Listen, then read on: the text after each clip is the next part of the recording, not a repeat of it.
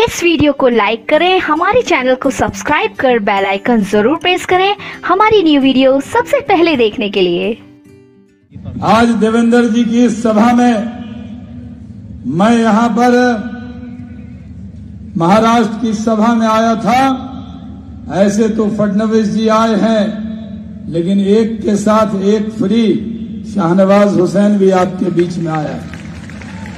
भाइयों और बहनों, ये चुनाव मामूली चुनाव नहीं है। ये चुनाव देशभक्तों के बीच में और देशद्रोह का नारा बुलंद करने वालों के बीच का चुनाव है। इस चुनाव को सिर्फ आम चुनाव लोकसभा का नहीं माने। ये चुनाव भारत की तकदीर को तय करने वाला चुनाव है।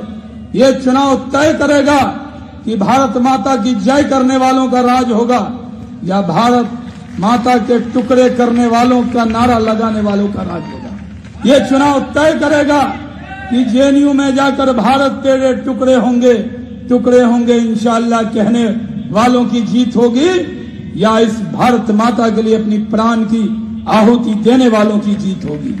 इस चुनाव के अंदर कौन उम्मीदवार है, कौन निशान है, ये तो महत्वपूर्ण है, लेकिन ये चुनाव चंद्रकांत खेरे जी नहीं, यहां नरेंद्र मोदी खड़े हैं। इस चुनाव के बीच में अगर किसी को गलतफहमी हो रही है, हर बार मुकाबला होता था कैंडिडेट से, इस बार हर सीट पर खड़े हैं नरेंद्र मोदी। आज इसको मुकाबला करने आया है। अरे बड़े बड़े जिनका गुणगान करते वो मुकाबला नहीं कर सके। बीजेपी के बारे में एक प्रचार होता है, जब भी फर्स्ट फेज का चुनाव होगा कहेंगे नहीं बीजेपी हार रही है। फिर कुछ लोग हैं, मंडली है, वो दिखाने लगती बीजेपी कमजोर है। जिनको बीजेपी शिवसेना कमजोर लगती हो वो इधर उधर से झांक के देवेंद्र फडणवीस जी की सभा में आकर देख सकते। मैं टेलीविजन के लोगों को कहता हूं हमें मंच पे मत दिखाइए, लेकिन कैमरा मोड़ कर दिखाइए। जहां तक मेरी नजर जा रही है वहां तक देशभक्त खड़े हुए हैं देवेंद्र फडणवीस जी को यहां सुनने के लिए। भाइयों और बहनों, इस देश के अंदर कितना दुष्प्रचार होता था। ये कहा जाता था बीजेपी आएगी तो क्या हो जाएगा। भाइयों और बहनों, नरेंद्र मोदी आ गए, बीजेपी आ गई, देवेंद्र फडणवीस जी यहां के मुख्यमंत्री बन गए। हम सबको साथ लेकर चलते, हम किसी को छोड़कर नहीं चलते। बीजेपी हो या शिवसेना हो, जब हम हुकूमत में आते हैं एक बात देखते हैं, जो इस जननी मातृभूमि से प्रेम करेगा, जो भारत माता की जयकार करेगा, उसकी पूजा पद्धति कुछ भी हो उसको हम अपनी छाती से लगाने के लिए तैयार हैं। लेकिन इस देश में रहकर चाहे वो कन्हैया हो या कोई और हो, चाहे वो हिंदू धर्म में ही पैदा हुआ हो, लेकिन जो भारत माता के टुकड़े करने की बात करेगा उसको कभी हम क्षमा करने वाले नहीं। हमारा पैमाना एक है, जो मुल्क से मोहब्बत करेगा उससे बीजेपी ये किसी की जाति नहीं पूछती, किसी का धर्म नहीं पूछते। जो दरवाजे पे गया उसके लिए दरवाजे खुले रहते।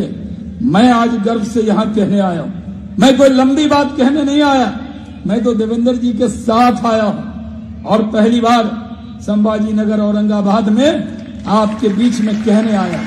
मैं गया हूं, मैं इस बार पीएम का चुनाव लड़ रहा हूं। मेरे से आज सुबह सुबह पत्रकारों ने यहां से पूछा आप एमपी का चुनाव नहीं लड़ रहे हैं। मैंने कहा लड़ मैं नहीं रहा हूं, मेरे विरोधियों को क्यों दर्द हो रहा। जब मैं चुनाव लड़ता हूं तो कौन से मेरे प्रचार में मेरे विरोधी आ जाते हैं। तब तो मस्जिद की माइक से ऐलान करते हैं कि शाहनवाज को वोट मत दो। और भाइयों और बहनों, मैं लोकसभा में 3 बार जीत कर आया हूं। आज जहां हैदराबाद ओवैसी साहब का इलाका है, उससे ज्यादा मुसलमान जहां रहते हैं, किशनगंज, वहां से पहली बार देवेंद्र जी के साथ युवा मोर्चा में था। तब देवेंद्र जी के साथ मैंने युवा मोर्चा में काम किया है, जीत कर आया किशनगंज से पहली बार।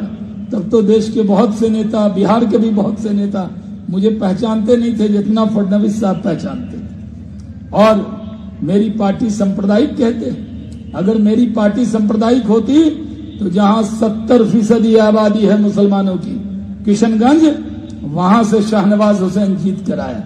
मैं ये मत समझिए कोई शो बॉय, मैं लगातार 3 लोकसभा जीत चुका हूं। इस बार हमने तय किया एमपी का चुनाव नहीं, पीएम का चुनाव लड़ेंगे। नरेंद्र मोदी ने कहा मैं हूं चौकीदार। वो चौकीदार अकेला नहीं है, देश का एक एक व्यक्ति चौकीदार है और देश का एक एक मतदाता अपने आप को पीएम का उम्मीदवार है। इसलिए हम आज आपके बीच में आए और आपको